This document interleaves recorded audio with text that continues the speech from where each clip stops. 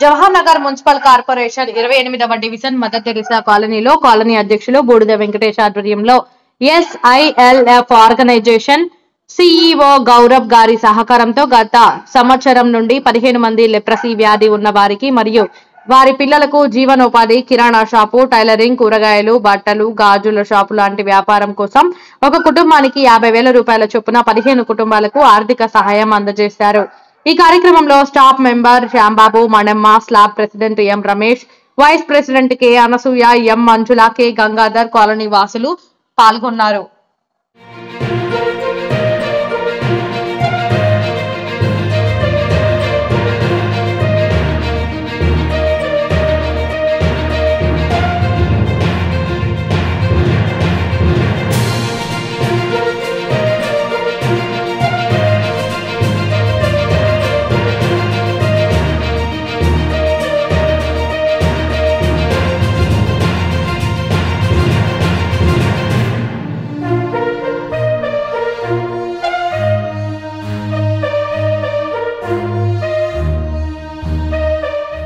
Jawahar Nagar municipal corporation 28వ division Mother Teresa కాలనీలో కాలనీ అధ్యక్షులు బూడిద వెంకటేష్ ఆధ్వర్యంలో